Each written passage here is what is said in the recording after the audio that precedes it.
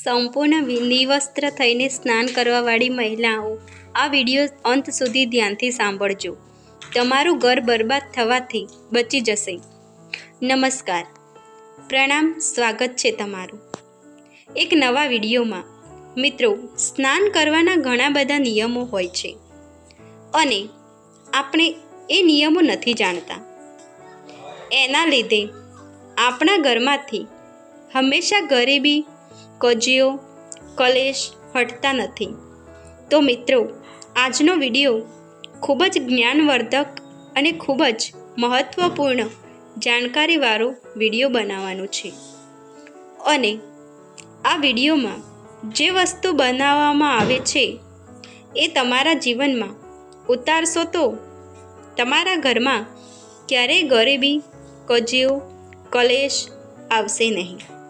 તો ચાલો શરૂ કરીએ આજનો વિડીયો. આપની વાત શરૂ કરીએ એ પહેલાં કમેન્ટ બોક્સમાં હર હર મહાદેવ લખવાનું ભૂલતા નહીં. મિત્રો, એક સમયે ભગવાન શિવજી માતા પાર્વતી સાથે હરિદ્વારમાં ભ્રમણ કરી રહ્યા હતા. ત્યારે માતા પાર્વતીએ જોયું કે સમસ્ત મનુષ્ય ગંગાજીમાં સ્નાન કરીને હર હર ગંગે, હર હર ગંગે કહેતા હતા. પરંતુ તમામ લોકો દુઃખી અને પરેશાન હતા. ત્યારે માતા પાર્વતીજીએ ખૂબ આશ્ચર્યથી મહાદેવજીને પૂછ્યું કે હે પ્રભુ, આ સમસ્ત મનુષ્ય લોકો ગંગામાં આટલી વખત સ્નાન કરવા છતાંય તેમના પાપ કેમ નથી ધોવાતા? શું ગંગાજીમાં સત્યતા નથી રહી? ત્યારે શિવજીએ કહ્યું કે હે દેવી, ગંગાજીમાં તો એવું જ સામર્થ્ય છે, પરંતુ આ લોકોએ પાપ નાશીની ગંગામાં સ્નાન કર્યું જ નથી, એટલે આને લાભ કેવી રીતે મળી શકે? ત્યારે પાર્વતીજી કહેવા લાગ્યા કે સ્નાન કેવી રીતે શરૂ કર્યું? આ તમામ લોકો તો સ્નાન કરીને જઈ રહ્યા છે, હજુ સુધી આ લોકોના શરીર પણ નથી ફૂંકાયા. ત્યારે મહાદેવજી કહેવા લાગ્યા કે હે દેવી, આ લોકો કેવળ જળમાં ડૂબકી લગાવીને આવી રહ્યા છે. હું તમને કાલે આ વાતનું રહસ્ય સમજાવીશ. બીજા દિવસે ખૂબ જોરદાર વરસાદ થવા લાગ્યો. રોડ રસ્તા પાણીથી ભરાઈ ગયા. રસ્તામાં એક મોટો ખાડો હતો. એની ચારે બાજુ કાદવ કીચડ ભરાયેલો હતો. ત્યારે શિવજીએ એક વૃદ્ધ અસહાય મનુષ્યનું સ્વરૂપ ધારણ કર્યું અને આ કાદવ કીચડથી ભરાયેલા ખાડામાં પડી ગયા. તેવી રીતે કોઈ મનુષ્ય ચાલતા ચાલતા ખાડામાં પડી ગયો હોય અને બહાર નીકળવાની કોશિશ કરવા છતાંય બહાર ન નીકળી શકતા હોય એવી સ્થિતિમાં બતાવી લીધી. અને દેવી પાર્વતીજીને શિવજીએ પહેલાં જ સમજાવીને ખાડાની બાજુમાં બેસાડી દીધા હતા કે તમે આ લોકોને બોલાવીને એવું કહેતા રહેજો કે મારા વૃદ્ધ પતિ અકસ્માતે આ ખાડામાં પડી ગયા છે, એટલે કોઈ દયા કરો અને મારા પતિને આ ખાડામાંથી બહાર કાઢીને એના પ્રાણ બચાવો અને મારી સહાયતા કરો. અને શિવજીએ બીજી એક વાત સમજાવી દીધી કે જ્યારે કોઈ આ ખાડામાંથી મને બહાર કાઢવાની કોશિશ કરે ત્યારે તેને એવું કહેજો કે ભાઈ, મારા પતિ સર્વથા નિષ્પાપ છે. એને એવા લોકો જ સ્પષ્ટ કરશો જે સર્વથા નિષ્પાપ હોય. કદાચ તમે નિષ્પાપ હોય તો જ તેને હાથ લગાવજો, નહીંતર હાથ લગાવતા જ તમે ભસ્મ થઈ જશો. પાર્વતીજી મહાદેવની આ વાતો સાંભળીને ખાડા પાસે બેસી ગયા અને ત્યારબાદ ત્યાંથી નીકળવાવાળા લોકોને શિવજીએ શીખવાડેલી વાતો કહેવા લાગ્યા. ગંગામાં સ્નાન કરીને લોકોના ટોળે ટોળા આવી રહ્યા છે અને આ કાદવ કીચડના ખાડા પાસે બેસેલી એક સુંદર યુવતીને જોઈને ઘણા લોકોના મનમાં પાપ આવ્યું. ઘણા લોકોને ધર્મનો ભય લાગ્યો. ઘણા લોકો કાયદા કાનૂનથી ડરવા લાગ્યા. અમુક લોકોએ તો દેવી પાર્વતીજીને એવું પણ સંભળાવી દીધું કે મરવા દે આ વૃદ્ધને, શું કામ એના માટે રડે છે અને અમુક દયાળુ ચરિત્રવાન પુરુષો હતા. તેમને બહાર કાઢવાનું વિચાર્યું, પરંતુ દેવી પાર્વતીજીના વચન સાંભળીને તે પણ રોકાઈ ગયા. તેમણે વિચાર્યું કે અમે ગંગામાં સ્નાન કરીને આવ્યા છીએ, તો શું થયું? પાપી તો છીએ જ. ક્યાંક આની સહાયતા કરવામાં આપણે ફર્સ્ટમાં થઈ જશું. એટલે કોઈનું સાહસ ન થયું કે આ વૃદ્ધ વ્યક્તિને કાદવ કીચડના ખાડામાંથી બહાર લાવી શકે. હજારો લોકો આવ્યા, હજારોએ પૂછ્યું અને જતા રહ્યા. સંધ્યા સમય થઈ ગયો હતો. ત્યારે શિવજીએ કહ્યું કે હે દેવી, તમે જોયું? આવ્યું કોઈ સાચા હૃદયથી ગંગામાં સ્નાન કરવાવાળું. ત્યારે થોડી વાર બાદ એક યુવાન હાથમાં લોટો લઈને હર હર ગંગે કરતો કરતો ગંગામાં સ્નાન કરીને આવી રહ્યો હતો. ત્યારે દેવી પાર્વતીએ તેણે પણ આવી જ વાત કરી. ત્યારે આ યુવકનું હૃદય કરુણાથી ભરાઈ ગયું. તેમણે શિવજીને બહાર કાઢવાની તૈયારી કરી. ત્યારે માતા પાર્વતીએ રોકીને કહ્યું કે ભાઈ, કદાચ તમે સર્વથા નિષ્પાપ નહીં હોય તો મારા પતિને સ્પર્શ કરતાં જ ભસ્મ થઈ જશો. ત્યારે આ યુવકે એ જ સમયે કોઈ સંકોચ રાખ્યા વગર માતા પાર્વતીને કહ્યું કે માતા, મારા નિષ્પાપ હોવામાં તમને સંદેહ કેમ થાય છે? તમે જોઈ નથી રહ્યા? હું હમણાં જ ગંગામાં સ્નાન કરીને આવ્યો છું.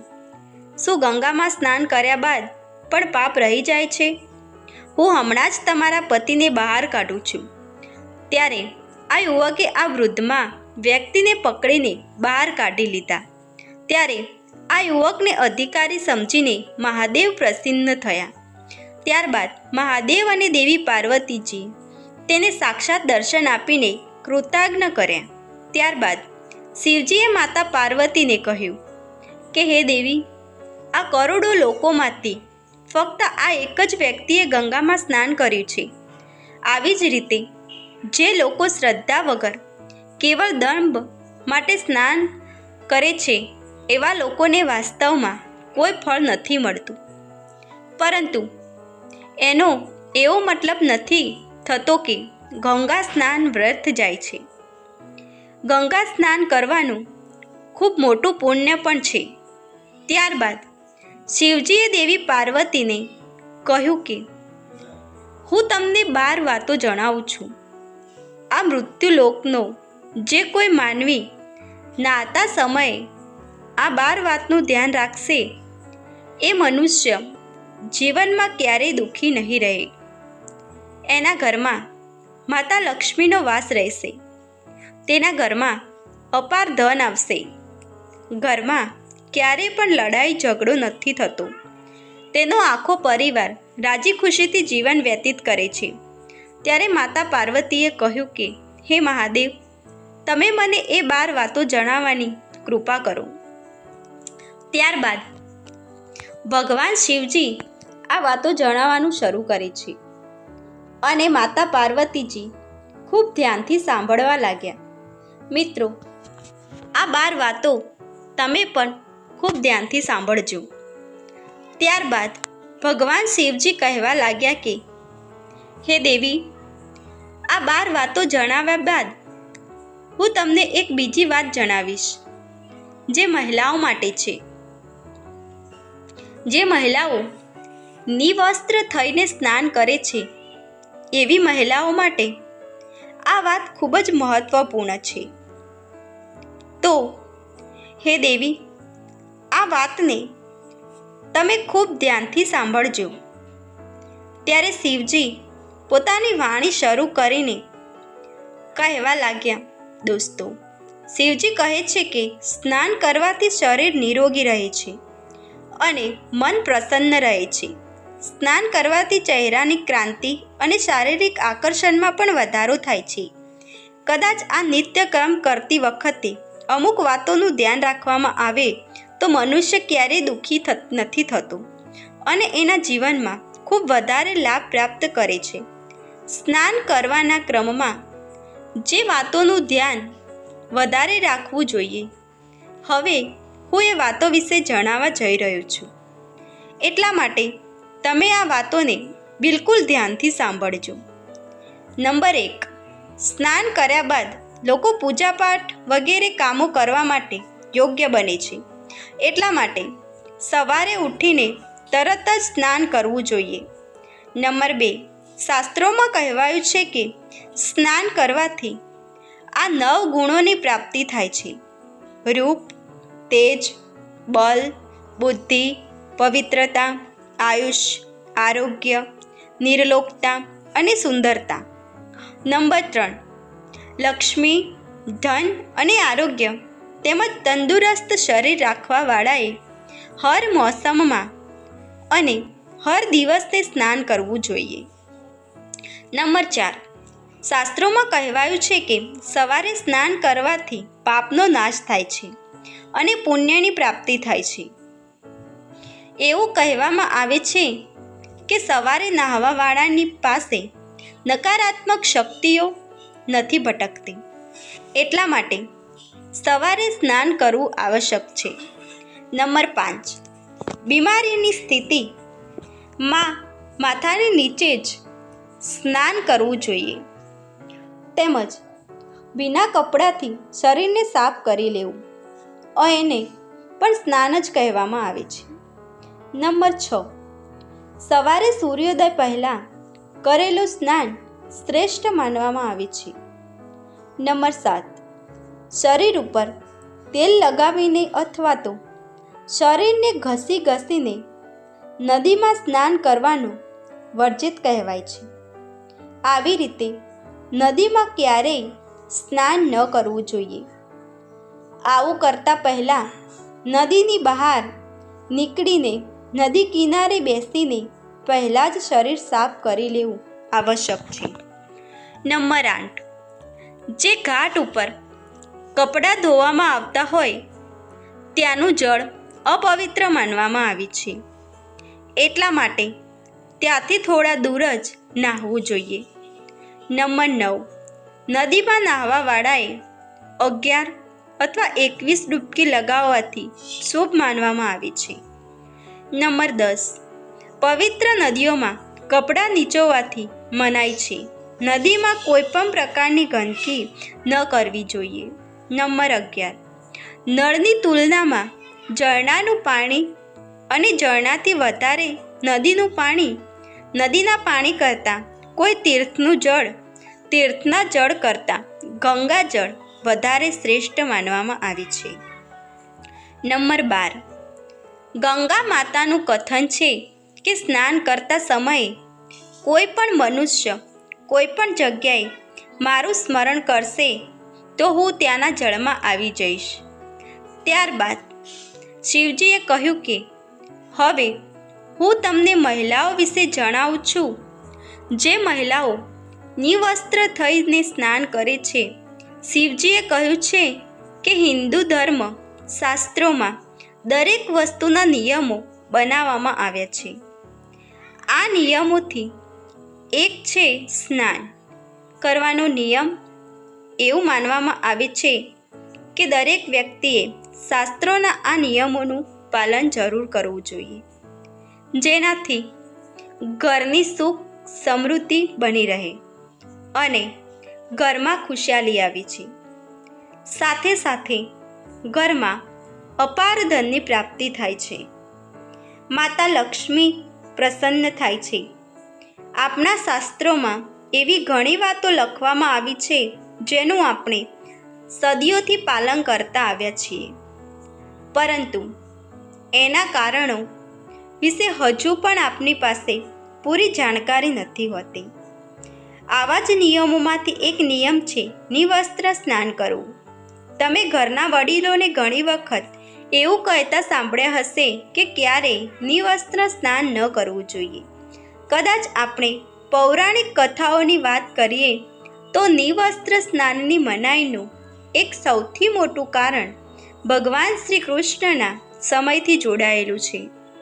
પૌરાણિક કથાઓ અનુસાર એકવાર જ્યારે ગોપીઓ સરોવરમાં સ્નાન કરી રહી હતી અને તેઓ નિવસ્ત્ર હતી એ સમયે બાલકૃષ્ણએ ગોપીઓના તમામ વસ્ત્રો છુપાવી દીધા. એ સમયે ભગવાન શ્રી બાલકૃષ્ણએ ગોપીઓના વસ્ત્રો છુપાવ્યા અને ગોપીઓએ જ્યારે બાલકૃષ્ણને વસ્ત્રો આપવા માટે કહ્યું ત્યારે બાલકૃષ્ણએ તેમને સમજાવ્યા હતા કે ક્યારેય પણ નિવસ્ત્ર થઈને સ્નાન ન કરવું જોઈએ. આવું કરવાથી જળના દેવતા વરુણનું અપમાન થાય છે. એટલા માટે તમને નિવસ્ત્ર સ્નાન કરવાની સલાહ આપવામાં આવે છે. કદાચ સ્નાન કરતા સમયે તમે એવું વિચારી રહ્યા છો કે આ બંધ સ્નાનમાં ગૃહમાં તમને કોઈ નથી જોઈ રહ્યું, તો એ ખોટું છે, કેમ કે ઈશ્વર તમને દરેક સ્નાન પર જોવે છે. કદાચ તમે નિવસ્ત્ર થઈને સ્નાન કરી રહ્યા છો તો એ મુખ્ય રૂપથી જળના દેવતા વરુણનું અપમાન કરવા જેવું માનવામાં આવે છે. નિવસ્ત્ર સ્નાનથી ખૂબ મોટું પાપ લાગે છે. આના લીધે આપણા ઘરમાં આર્થિક તેમજ શારીરિક નુકસાન થતા રહે છે. કદાચ તમે નિવસ્ત્ર સ્નાન કરો છો તો તમારા શરીરમાં નકારાત્મક ઉર્જા પ્રવેશ કરી શકે છે. ત્યારબાદ તમારી માનસિકતા પણ નકારાત્મક થઈ શકે છે. એટલા માટે હંમેશા એ વાતનું ધ્યાન રાખવું જોઈએ, સ્નાન સમયે કોઈ પણ એક કપડું ધારણ કરવું ખૂબ જરૂરી હોય છે. નિવસ્ત્ર સ્નાન કરવાથી શરીરની સકારાત્મક ઉર્જાઓ શરીરમાંથી બહાર નીકળે છે અને એનો પ્રભાવ આપણા શરીરની સાથે આપણા મન અને મસ્તિષ્ક પર પણ પડે છે. ગરુડ પુરાણ અનુસાર જ્યારે આપણે સ્નાન કરીએ છીએ ત્યારે આપણા પિતૃઓ એટલે કે આપણા મૃત પૂર્વજો આપણી આસપાસ મોજૂદ હોય છે.